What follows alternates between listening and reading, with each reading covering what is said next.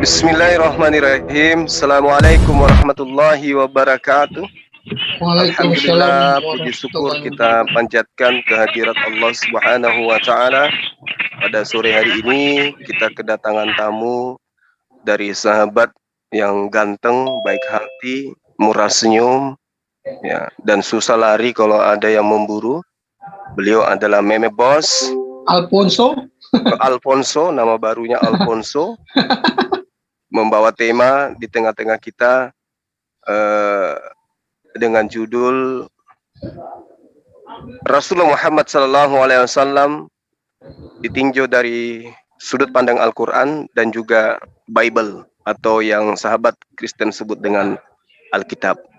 Saya mulai sahabat dengan membaca Bismillahirrahmanirrahim. Terkait dengan tema ini, Al-Quran menjelaskan di dalam surah Al-Ahzab misalnya ya, situ diterangkan bahwa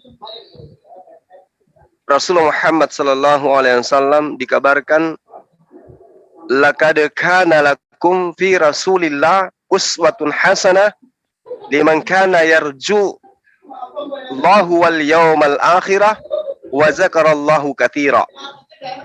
Sungguh telah ada pada diri Rasulullah Muhammad SAW itu suri teladan yang baik bagimu, bagi orang-orang yang mengharap rahmat Allah dan kedatangan hari kiamat dan yang banyak mengingat Allah. Jadi Rasulullah Muhammad SAW itu diceritakan di dalam Al-Quran bahwa sesungguhnya telah ada pada diri baginda suri teladan yang baik bagi manusia.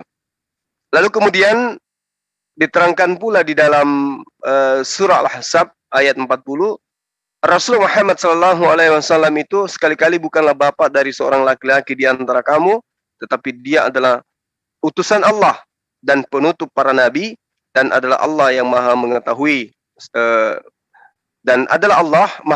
segala sesuatu. Jadi Rasulullah Muhammad SAW ini di dalam Al-Quran diterangkan bahwa beliau ini adalah sosok nabi yang sudah dinubuatkan, nabi yang kemudian sudah dibicarakan, nabi yang sudah dibahas dari kitab-kitab terdahulu. Di dalam Al-Quran diterangkan wa iz qala Isa bin Maryam ya bani Israel inni rasulullahi ilaikum musaddiqan lima baina yaday minat Taurah wa mubasysyiran bi rasulin ya'ti min ba'di ismuhu Ahmad. Falamma ja'ahum bil bayyinati qalu hadza sihrun mubin. Jadi nabi terakhir dari kalangan Bani Israel menyeru kepada kaumnya Bani Israel, wahai Bani Israel, sesungguhnya aku utusan Allah kepadamu yang membenarkan kitab yang turun sebelumku yaitu Taurat dan memberikan kabar gembira dengan seorang rasul yang akan datang setelahku yang bernama Ahmad. Namun ketika rasul itu datang kepada mereka dengan membawa bukti-bukti yang nyata, mereka berkata ini adalah sihir yang nyata. Jadi Al-Quran menerangkan Nabi Muhammad SAW itu sudah diberitakan jauh sebelum beliau nuzul ke muka bumi. Lalu kemudian diterangkan di dalam Ulangan 18 nomor 17 sampai nomor 19. Lalu berkatalah Tuhan kepada aku, Nabi Musa, apa yang dikatakan mereka itu baik. Seorang nabi akan kubangkitkan bagi mereka dari antara saudara mereka seperti engkau ini. Aku akan menaruh firmanku di dalam mulutnya, dan ia akan mengatakan kepada mereka segala yang kuperintahkan kepadanya. Orang yang tidak mendengarkan segala firmanku yang diucapkan nabi itu demi namaku, daripadanya akan kutuntut pertanggungjawaban. Jadi sosok nabi yang datang sama seperti Musa, ketika perkataannya, firman yang diucapkannya adalah firman yang diterima dari Allah, tidak diterima oleh orang-orang di kalangannya atau kaumnya, maka bukan nabi ini yang akan dibunuh, melainkan orang yang menolaknya itulah yang akan dimintai pertanggungjawaban. Jadi enggak kebalik. Jadi nabi yang dinubuatkan dalam nubuatan ini, ya, sama sekali bukanlah nabi selain daripada baginda Rasul Muhammad SAW. Tidak ada nabi selain beliau, karena tidak satu pun dari mereka nabi-nabi ini yang pernah mengaku sebagai nabi yang dijanjikan di sini. Kita kemudian melihat di dalam Yohanes 1:19 sampai 21 bahwa di zaman Yesus orang-orang Yahudi mengharapkan munculnya 3 nabi, Elia, Kristus, dan yang ketiga adalah nabi yang kemasyhurannya mendunia. Hingga dalam kasusnya tidak ada spesifikasi lain yang diperlukan. Kata-kata nabi itu telah cukup untuk menyampaikan apa yang dimaksud. Sementara Yesus telah menyatakan diri sebagai Kristus, dan beliau telah menganggap Yohanes Pembaptis sebagai Elia di dalam Matius 11:14, Matius 17:10-13. Sehingga beliau menubuatkan tentang kedatangan dirinya yang kedua kali di akhir zaman, ketika ia menjadi imam yang benar dan akan menghilang dari bumi. Lukas 18 nomor 8. Jadi yang pasti kemudian adalah yang diterangkan di dalam Ulangan 18 nomor 17-19 tidak lain dan tidak bukan adalah baginda Rasulullah Muhammad sallallahu alaihi wasallam. Demikian untuk sementara. Kepada sahabat saya yang gagah perkasa, Meme Bos, waktu dan tempat saya persilahkan. Open mic. Ya, baik, terima kasih ya. Paparannya sangat bagus ya. Ya, buat teman-teman Kristen yang ada di seluruh Indonesia, seluruh dunia ya, kalau bisa ya, bukan Indonesia, tetapi seluruh dunia, dan juga buat teman-teman Muslim, pada sore hari ini, saya dan Bang Juma akan menjelaskan keterkaitan Muhammad tentang kenabian Muhammad. Jadi pada sore hari ini kami akan menyuguhkan pemahaman-pemahaman antara Alkitab dan juga Al-Quran. Jadi pada sore hari ini saya ingin memaparkan atau ingin menjelaskan keterkaitan tentang kenabian Muhammad dari sudut pandang Alkitab ya. Apakah Alkitab bernubuat atau menubuatkan akan kedatangan seorang nabi yang di luar daripada bangsa Israel? Nah, disinilah akan kita uji kebenarannya. Apabila Tuhan pernah bernubuat bahwasan ada nabi yang akan dibangkitkan daripada bangsa-bangsa lain selain daripada bangsa Israel, maka di sini kita akan uji kebenarannya. Maka kita sebagai orang Kristen wajib untuk mengetahui bahwasan apakah ada nabi di luar daripada bangsa Israel ataukah tidak. Sebab Tuhan telah berfirman kepada nabi-nabi terdahulu bahwasan tidak ada keselamatan yang datang daripada bangsa lain selain daripada bangsa Israel itu sendiri. Karena Allah hanya berkenan kepada bangsa Israel. Jadi Allah hanya mau menyatakan keagungan atau kemahakuasaannya ini hanya kepada bangsa Israel. Dari bangsa Israel inilah seluruh kaum di muka bumi atau bangsa-bangsa yang pada waktu itu dianggap kafir oleh Tuhan. Karena pada zaman itu Tuhan menganggap bahwasan bangsa-bangsa di luar daripada bangsa Israel ini adalah bangsa goim atau kafir. Maka dari keturunan Abraham, Ishak dan Yakub ini Allah hanya berkenan kepada keturunan Abraham, Ishak dan Yakub, tidak kepada bangsa lain. Jadi Allah akan menyatakan kebesarannya, kemuliaannya kepada bangsa Israel, maka seluruh bangsa-bangsa kafir akan berduyun-duyun datang kepada bangsa Israel untuk mengenal Tuhan. Maka sore hari ini kita akan menguji kenabian-kenabian di luar daripada bangsa Israel. Ya, itu saja yang bisa saya jabarkan. Iya, terima kasih sahabat saya, Meme Bos. Jadi kalau kemudian kita berbicara mengenai nubuatan, berarti kita berbicara mengenai ramalan Nabi atau penjelasan nabi-nabi yang menceritakan apa yang akan terjadi. Dan tentu yang dimaksud nubuatan di sini, ketika menceritakan seseorang, maka tentu nama daripada seseorang yang dinubuatkan itu tidak akan mungkin disebutkan. Namanya nubuatan. Kalau dia disebutkan itu bukan nubuatan lagi. Karena itulah kemudian saya menerangkan di awal bahwasanya baginda Rasulullah Muhammad SAW itu ketika diceritakan di dalam Yohanes 1 nomor 19 nomor 21, ini saya katakan merupakan diceritakan karena ini adalah merupakan hasil penyelidikan orang-orang terdahulu yang menceritakan tentang perihal yang mereka katakan sebagai firman Tuhan. Nah, di dalam Kisah Para Rasul 3 nomor 20 sampai nomor 22 diterangkan begini.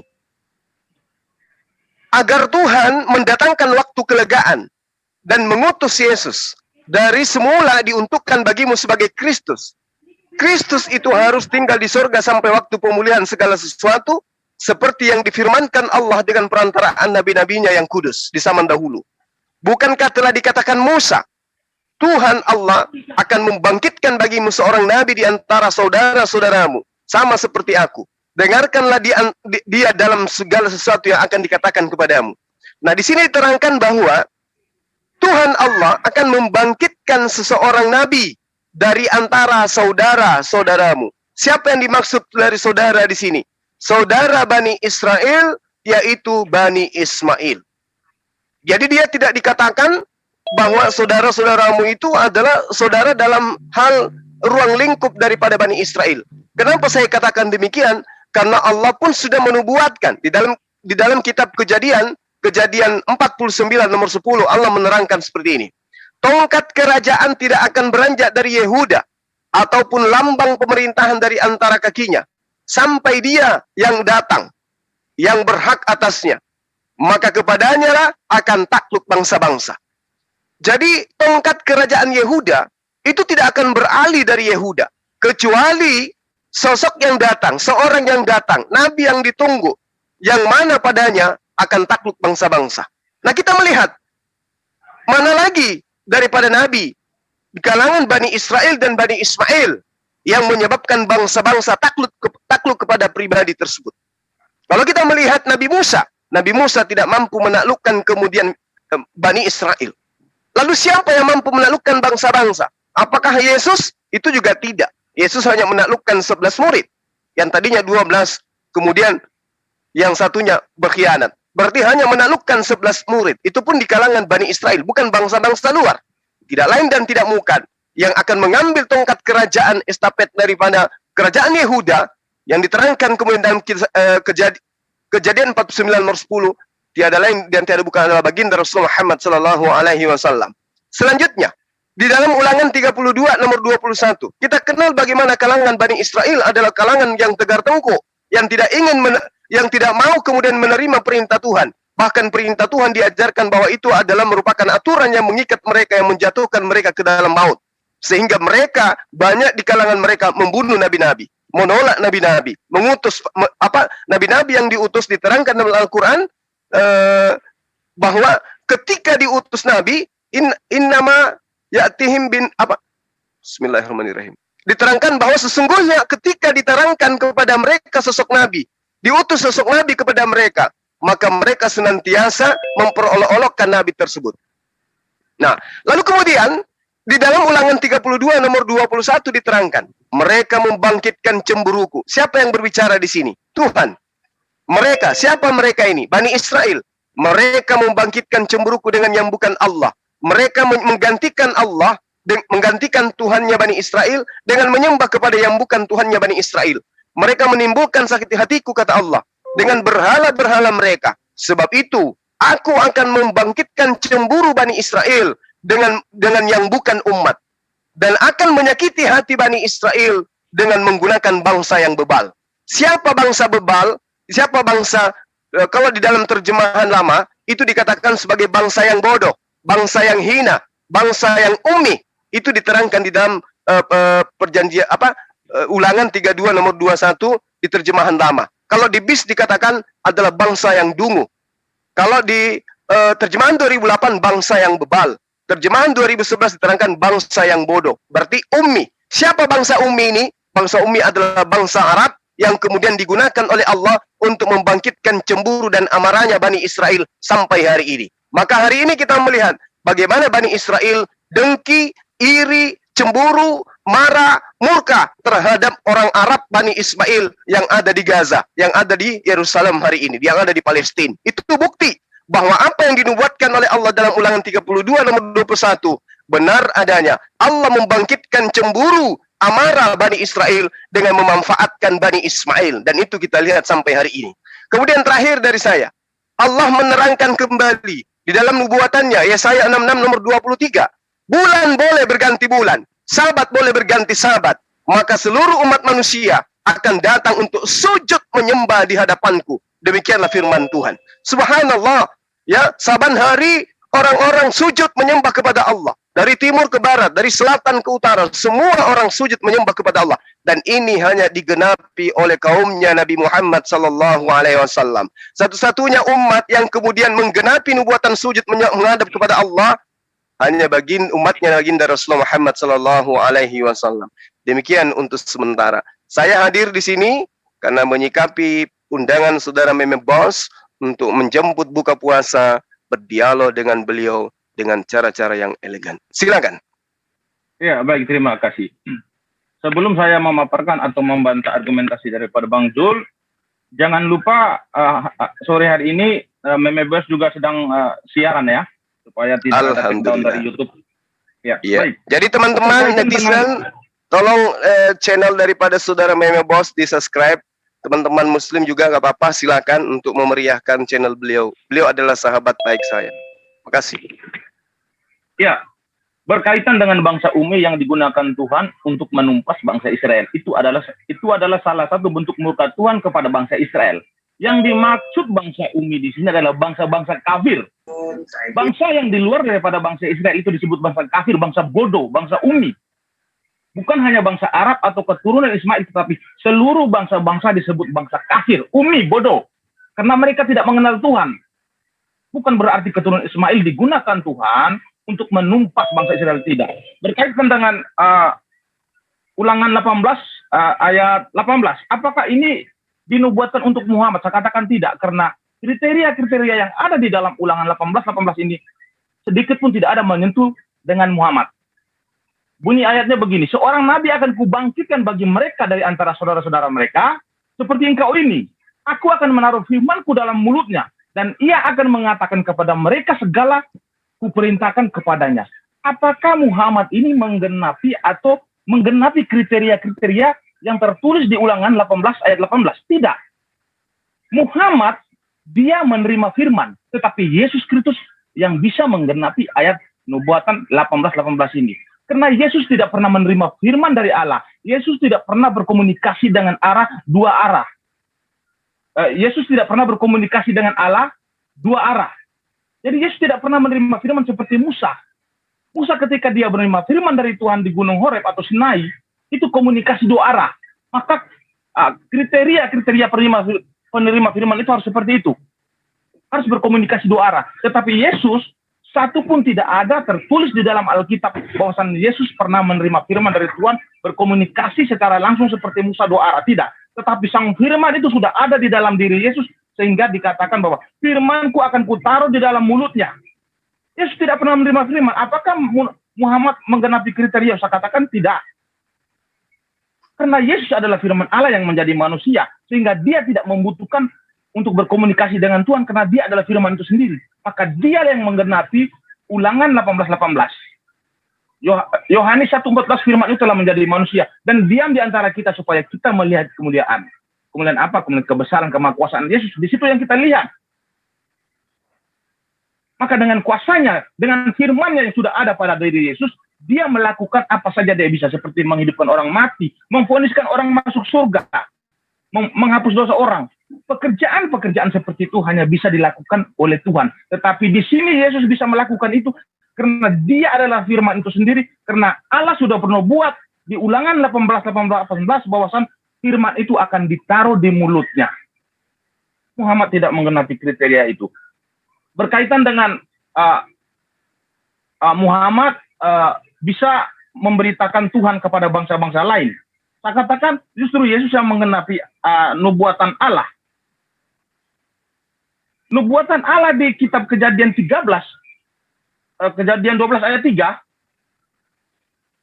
bahwasan dari keturunanmu seluruh kaum di muka bumi akan mendapatkan berkat.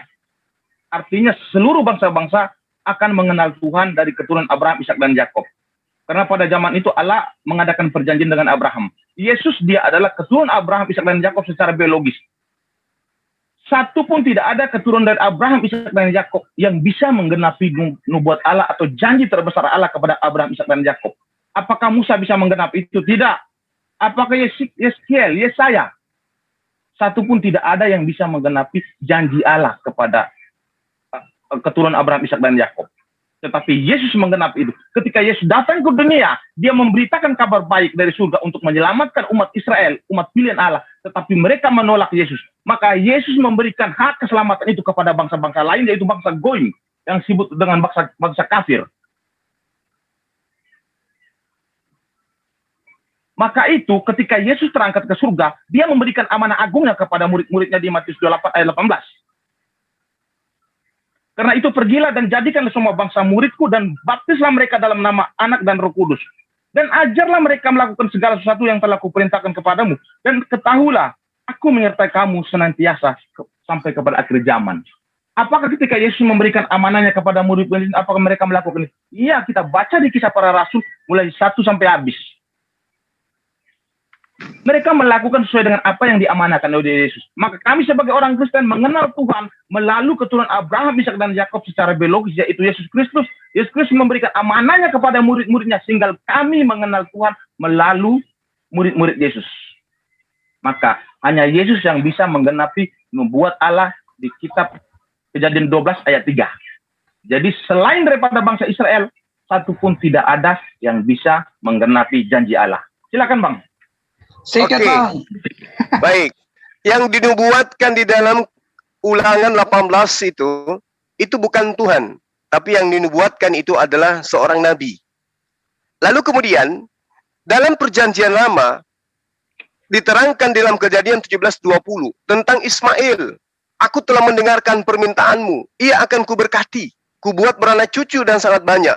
Ia akan memperanakkan 12 raja, dan aku akan membuatnya menjadi bangsa yang besar. Lalu kemudian di dalam Kejadian 21 nomor 18, bangunlah, angkatlah anakmu itu Ismail, dan bimbinglah dia, sebab aku akan membuat dia menjadi bangsa yang besar. Nah, tidak ada keturunan Ismail, suatu umat yang berjaya, kecuali umat Nabi Muhammad SAW. Sebagaimana yang difirmankan oleh Allah dalam surah Ali Imran ayat 110, kamu adalah umat terbaik yang dilahirkan untuk seluruh manusia, menyuruh kepada yang baik, dan mencegah kepada yang tidak baik, dan beriman kepada Allah. Lalu kemudian di dalam kitab Ulangan yang saya terangkan tadi tentang Ulangan 18 nomor 18. Yang dimaksud di sini adalah di antara saudara-saudara Bani Ismail. Ya, itu bukan lagi di antara saudara daripada Bani Ishak, Bani Israel. Karena sudah nyata diterangkan di dalam Ulangan 34 nomor 10, tidak ada lagi nabi yang bangkit di Israel seperti Musa, dikenal Tuhan dengan berhadapan muka. Itu diterangkan jelas di dalam Ulangan 34 nomor 10. Nabi Muhammad SAW adalah nabi seperti Musa karena ia memiliki kitab suci dan hukum yang baru. Dan Nabi Muhammad SAW bukanlah orang Israel. Sementara Tuhan menubuatkan akan bangkit seorang nabi yang sama seperti Musa di antara saudara-saudara Israel. Saudara Israel adalah Ismail, dan tidak ada lagi nabi yang bangkit di Israel. Berarti yang bangkit sama seperti Musa itu adalah nabi dari Bani Ismail. Pembuktian secara original teks di dalam Ulangan 18 nomor 19 diterangkan, nabi itu ketika membacakan firmanku akan diawali dengan membawa namaku. Bismi Anoki. Dia akan mengucapkan dengan nama Allah. Siapa nabi yang kemudian ketika membacakan firman Tuhan menyebut nama Allah? Kalau di dalam kitab Perjanjian Baru, kalau itu adalah merupakan pengajaran Yesus, maka yang terkait kemudian adalah surah-surah Paulus dan penulis-penulis yang lain tidak mengucapkan dengan menggunakan nama Allah. Malah dikatakan dengan nama orang lain, Tepolius yang mulia, saudaraku di Roma, saudaraku di Vatikan, saudara dan seperjuanganku, dan seterusnya. Tidak pernah menyebut nama Allah. Sementara baginda Rasulullah Muhammad SAW ketika dia datang membawa apa yang kemudian dinubuatkan di dalam 18-19, jelas dia mengucapkan Bismillahirrahmanirrahim. Aser ya daber bismi anoki edros mai imon, dan itu hanya ditemukan di baginda Rasulullah Muhammad SAW. Carikan saya sosok nabi atau carikan saya sebuah kitab di luar Al-Quran yang memenuhi penggenapan ini, bahwa sebelum mengucapkan firman Tuhan itu diawali dengan membawa nama Tuhan. Hanya ada di dalam Al-Quranul Karim. Ini poin yang sangat akurat dan tidak akan mungkin bisa dibantah. Kalau kemudian sahabat Kristen menolak apa yang saya terangkan, itu karena imannya yang menolak. Tetapi sesungguhnya akalnya tidak akan pernah menemukan adanya kebenaran. kalau dia menyimpang dari apa yang tertera di dalam nubuatan yang ada. Lalu kemudian di Yesaya 66 nomor 23 yang saya utarakan tadi, bulan berganti bulan, sabat berganti sabat, maka seluruh umat manusia akan datang untuk sujud menyembah di hadapanku. Apa yang dimaksud dengan sujud? Sujud adalah dari gerakan berdiri, ruku, kemudian menuruskan wajah sampai ke tanah, sehingga membentuk badan dalam keadaan sujud. Bukan berbaring, bukan berdiri, ataupun duduk, tetapi sujud. Umat mana yang kemudian di seluruh penjuru dunia menyembah kepada Tuhan dengan prosesi sujud menyembah ke hadapan Tuhan. Seperti yang dilakukan para nabi. Subhanallah, itu hanya digenapi oleh umat Islam sebagai agama yang diridai, agama yang dibawa sebagai pembaharu daripada ajaran para nabi, di mana Yesus menerangkan bahwa ketika ia datang, yaitu seorang penolong lain, dialah yang akan mengajarkan segala sesuatunya tentang hukum-hukum, tentang keadilan, dan penginsapan dunia akan dosa. Lalu kemudian Yesus menubuatkan tentang seorang penolong lain setelah dia. Dia akan mengatakan apa yang pernah aku ucapkan kepadamu. Sehingga kalimat-kalimat yang kemudian tersusun dari lisannya Rasulullah Muhammad SAW tidak lain dan tidak bukan adalah mengajarkan bahwa Zalika Isa bin Maryam, kalau dia berkata sesuai dengan apa yang benar, ya. Sesungguhnya Nabi Isa alaihissalam itu adalah sosok Nabi yang diutus kepadamu dan berkata dengan perkataan yang benar. Oleh karena itu, ikutilah dia. Bagaimana caranya mengikuti Nabi Isa alaihissalam? Dengan cara menyembahnya kepada Allah. Bagaimana caranya menyembahnya kepada Allah? Sujud, menghambakan dalam prosesi ibadah. Dan itu hanya digenapi di dalam ajaran agama Islam. Poin yang paling terakhir yang tadi yang saya sampaikan adalah ketika Nabi itu datang yang sama seperti Musa, mengucapkan sebuah firman mengatasnamakan diriku, Bismi Anoki. Demikian sementara. Silakan. Ya, baik. Berkaitan dengan... Boleh saya lanjutkan ya? Silakan, sedikit lagi Bang. Ini berbuka. Berkaitan dengan lagi 10 keturunan menit. Ya, berkaitan dengan keturunan Ismail. Saya katakan Ismail bukanlah anak perjanjian. Yang Bang Juma paparkan tadi di Kejadian 21:13. Tuhan hanya berjanji kepada Abraham bahwasan dari keturunan Ismail ini akan dijadikan bangsa yang besar. Bukan dari keturunan Ismail ini seluruh bangsa-bangsa akan takluk untuk mengenal Tuhan. Tidak.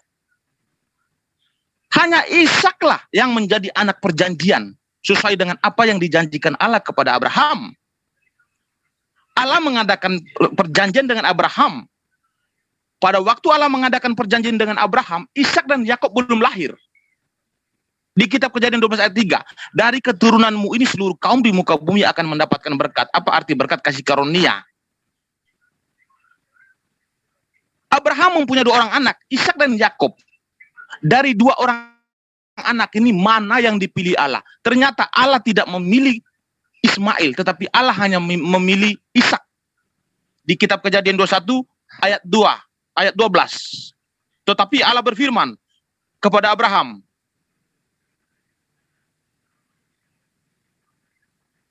janganlah sebal hatimu karena hal anak dan budakmu itu, dalam segala hal yang dikatakan Sarah padamu, haruslah engkau mendengarkannya. Sebab yang akan disebut keturunanmu ialah yang berasal dari Ishak. Jadi Allah berjanji bahwasan akan disebut keturunan dari Abraham ini, yaitulah Ishak. Maka setelah Ishak lahir, Allah mengadakan lagi perjanjian dengan Ishak ketika Ishak sudah dewasa. Di Kejadian 26 ayat 4. Aku akan membuat banyak keturunanmu seperti bintang di langit. Aku akan memberikan kepada keturunanmu semua bangsa di bumi akan mendapatkan berkat. Ini janji Allah kepada Ishak setelah Ishak sudah besar. Apakah Allah mengadakan perjanjian dengan Ismail? Tidak. Tetapi hanya Ishak yang menjadi anak perjanjian. Maka seluruh bangsa-bangsa jikalau ingin mengenal Tuhan harus melalui keturunan Abraham, Ishak dan Yakub. Orang Yahudi ataupun Israel, mereka berasal dari keturunan Yakub. Maka seluruh bangsa-bangsa kalau mau mengenal Tuhan harus dari keturunan Abraham, Ishak dan Yakub, bukan dari bangsa-bangsa lain. Maka pada sore hari ini kita akan menguji kenabian Muhammad. Karena Muhammad bukan berasal daripada keturunan Abraham, Ishak, dan Yakub, tetapi Muhammad mengklaim bahwasan dia berasal dari keturunan Ismail. Jikalau Muhammad berasal dari keturunan Ismail, maka saya katakan kenabian Muhammad akan menjadi gagal. Karena Allah tidak berkenan kepada bangsa-bangsa lain atau keturunan Ismail untuk dijadikan kenabian. Tetapi hanya daripada keturunan Abraham, Ishak, dan Yakub. Inilah janji Allah.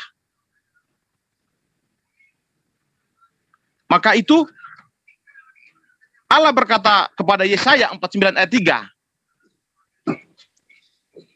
Ia berfirman kepadaku, engkau adalah hambaku Israel, dan olehmu aku akan menyatakan keagunganku.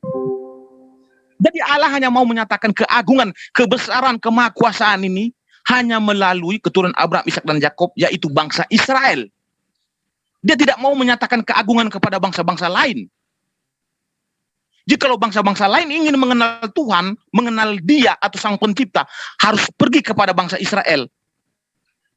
Bukan kita mengenal Tuhan kepada bangsa-bangsa lain, tetapi harus kembali kepada bangsa Israel. Maka itu adalah menyembah Tuhan yang benar. Maka dengan Yesaya 49 ayat 3 ini, maka saya katakan kenabian Muhammad itu gugur. Menurut perspektif Alkitab.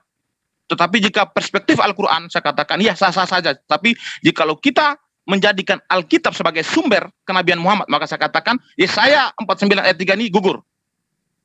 Karena Allah hanya mau menyatakan keagungan kemahakuasaannya hanya kepada bangsa Israel. Dia tidak mau menyatakan keagungan kepada bangsa lain. Ketika Yesus lahir, dia lebih mempertegas lagi. Di Yohanes 4, apa kata Yesus di situ? Keselamatan hanya datang daripada bangsa Yahudi, tidak dari bangsa lain. Jikalau kamu ingin mengenal Tuhan, harus datang kepada bangsa Yahudi. Ini ditegaskan oleh Yesus di Yohanes 4. Maka saya katakan, jikalau ada bangsa-bangsa yang mengenal Tuhan melalui keturunan Ismail, maka saya katakan gugur. Ini sesuai perspektif Alkitab. Silakan Bang. Baik. Jadi kalau kita melihat, ya, berbicara mengenai nubuatan, berarti ada simbol-simbol yang kemudian, ada nubuatan, ada ramalan yang kemudian digenapi berdasarkan terhadap apa yang tertuang di dalam nubuatan tersebut.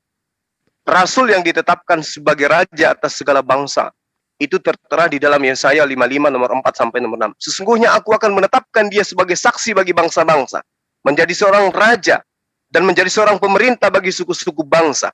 Dan ini hanya digenapi oleh baginda Rasulullah Muhammad SAW. Dia adalah seorang raja, ya, menjadi raja dan menjadi pemerintah bagi suku-suku bangsa. Ini hanya digenapi oleh baginda Rasulullah Muhammad SAW sebagai pemimpin pemerintah bagi suku-suku bangsa yang ada pada masanya. Sesungguhnya engkau akan memanggil bangsa yang tidak kau kenal, dan bangsa yang tidak mengenal engkau akan berlari kepadamu. Oleh karena Tuhan Allahmu dan karena yang Maha Kudus, Allah Israel yang akan mengagungkan engkau. Lalu kemudian Rasul yang selalu berhasil memenuhi kehendak Allah dan tidak akan terbunuh, itu terbaca di dalam Yesaya 55 nomor 11. Demikianlah firmanku yang keluar dari mulutku, ia tidak akan kembali dengan sia-sia, tetapi ia akan melaksanakan apa yang kukehendaki dan akan berhasil dalam apa yang kusuruhkan kepadanya. Alhamdulillah, setiap misi yang dijalankan oleh baginda Rasulullah Muhammad SAW selalu saja terpenuhi dan berhasil. Sementara Yesus ketika datang kepada Bani Israel, jangankan berhasil membebaskan Bani Israel dari penjajahan Romawi saja tidak.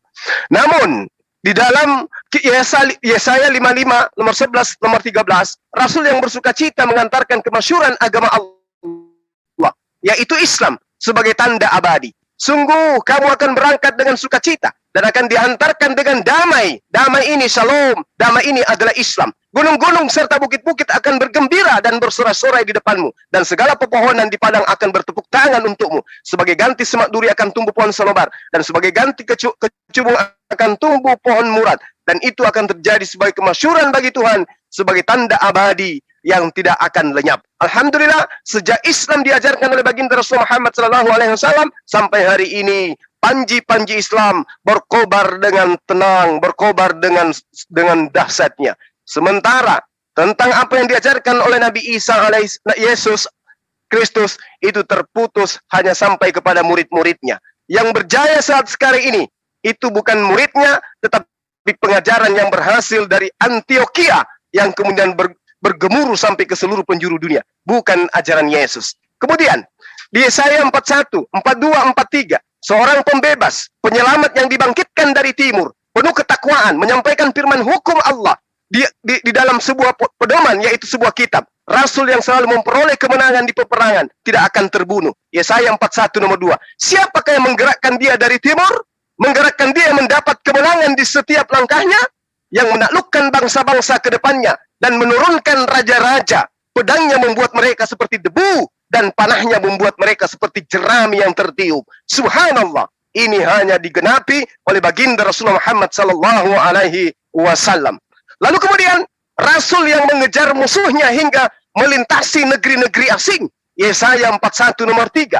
Rasul yang telah menubuatkan sejak awal hingga tergenapi. Yesaya 41 nomor 4. Rasul yang mempersatukan orang mukmin dari segala suku dan menggentarkan musuh-musuhnya. Yesaya 41 nomor 5 nomor 7. Rasul yang menggerakkan dari arah utara sebelah timur untuk memenuhi murka Allah, menghancurkan berhala-berhala. Yesaya 41 25 sampai 29. Alhamdulillah, itu hanya digenapi oleh baginda Rasulullah Muhammad sallallahu alaihi wasallam, sementara Yesus hanya mutar-mutar di Yerusalem. Demikian sementara. Terima kasih. Iya, baik. Oke, baik. Bentar nih. Bang, udah buka loh Bang di waktu Ya, Makassar. jadi saya pamit buka dulu. Iya. Buka dulu mungkin kurang lebih 15 menit dengan ibadah sholat. Kemudian kita lanjut lagi. Ini harus saya hargai karena saudara saya yang mau membawa tentang nubuatan secara dijelaskan secara terperinci, cepat, tegas, lugas, dan bijaksana. Saya kira begitu. Saya pamit sementara sambil nyimak. Ya, silakan saudaraku Meme Bos. Siap. Yang lain boleh menggantikan, boleh. Iya, dikasih dibilang taruh dianya. Ya, kira-kira siapa yang bisa menggantikan Bang Juma?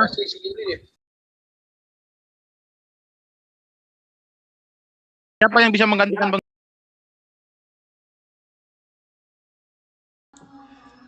Sahabat-sahabat yang dimuliakan oleh Allah Subhanahu wa taala, saya kira kita tuntaskan dulu sampai di sini ya. Habis ibadah maghrib, kemudian ibadah isya dan tarawih, kita akan lanjut kembali. Yang pasti bahwa apa yang tertuang di dalam kitabnya mereka tentang nubuatan itu semuanya tergenapi pada baginda Rasulullah Muhammad sallallahu alaihi wasallam. Tadinya saya ingin supaya nanti setelah Isya, karena beliau ini kita sudah nunggu beberapa malam, tertunda karena alasannya beliau sibuk dan ada kegiatan. Tiba-tiba pukul 5 waktu Makassar dia minta untuk disegerakan berdialog tentang nubuatan. Ya, karena saya tidak mau mengecewakan sahabat kita dari Kristen, makanya saya sempatkan meskipun dalam keadaan lelah, tapi nggak apa-apa. Itu demi untuk mengedukasi teman-teman yang sudah memahami tapi lebih akan mendalami ketika berbicara mengenai nubuatan. Saya kira begitu ya para sahabat. 4 lawan 4. Oh iya, sebentar tolong disaksikan.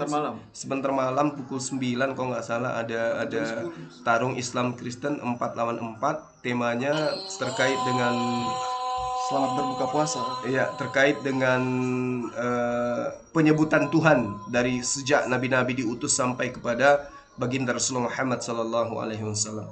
Saya kira demikian sahabat-sahabat sekalian. Terima kasih atas perhatiannya. Mohon maaf kalau harus saya putus dulu karena kita mau berbuka. Saya minta maaf kalau ada kekurangan dan selebihnya saya serahkan kepada Allah. Salam satu Tuhan. Subhanakallahumma wa bihamdi asyhadu an la ilaha illa anta astaghfiruka wa atubu ilaik. Assalamualaikum warahmatullahi wabarakatuh. Selamat berbuka puasa.